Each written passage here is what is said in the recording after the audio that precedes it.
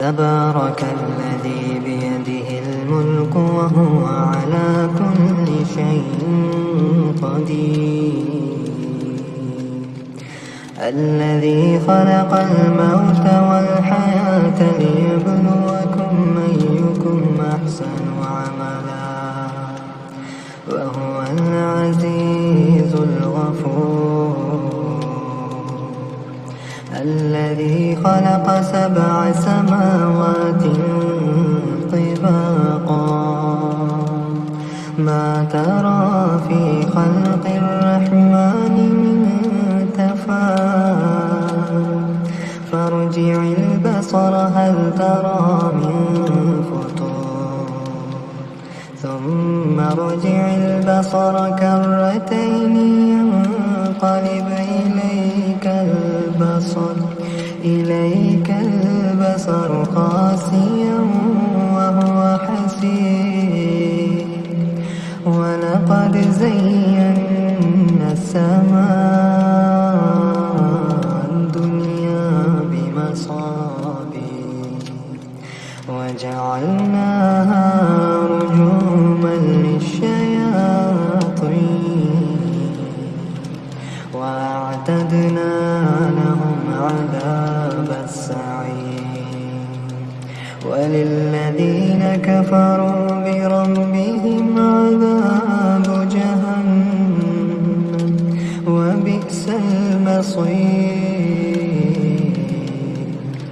إذا ألقوا فيها سمعوا لها شهيقا وهي تفور تكاد تميز من الغيظ كلما ألقي فيها فوج سألهم خزنتها ألم يأتكم نذير قالوا بلى قد جاءنا نذير فكذبنا وقلنا ما نزل الله من شيء إن أنتم إلا في ضلال كبير. وقالوا لو كنا نسمع أو نعقل ما كنا في أصحاب السعير. فاعترفوا بذنبهم فسحقا لأصحاب السعير. إن الذين يخشون ربهم بالغيب لهم مغفرة وأجر كبير. وأسروا قولكم أو اجهروا به إنه عليم بذات الصدور. ألا يعلم من خلق وهو اللطيف الخبير.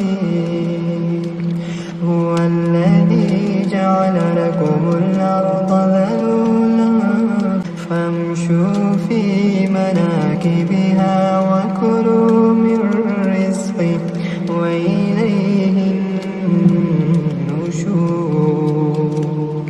أأمنتم من في السماء أن يخسف بكم الأرض فإذا هي تمور أم أمنتم من في السماء أن يرسل عليكم حاصبا فستعلمون كيف نذير. ولقد كذب الذين من قبلهم فكيف كان نكير. أولم يروا إلى الطير فوقهم صافات ويقبض يمسكهن إلا الرحمن إنه بكل شيء بصير أما هذا الذي هو جند لكم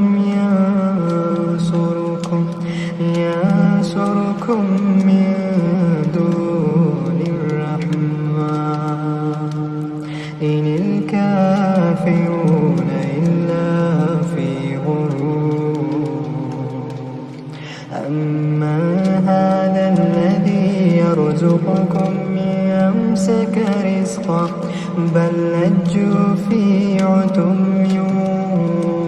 ونفور أفمن يمشي مكبا على وجهه أهدى من يمشي سويا على صراط مستقيم قل هو الذي أنشأكم وجعل لكم السمع والأبصار والأفئدة قليلا ما تشكرون قل هو الذي ذراكم في الأرض وإليه تحشرون ويقولون متى هذا الوعد إن كنتم صادقين قل إنما العلم عند الله وإنما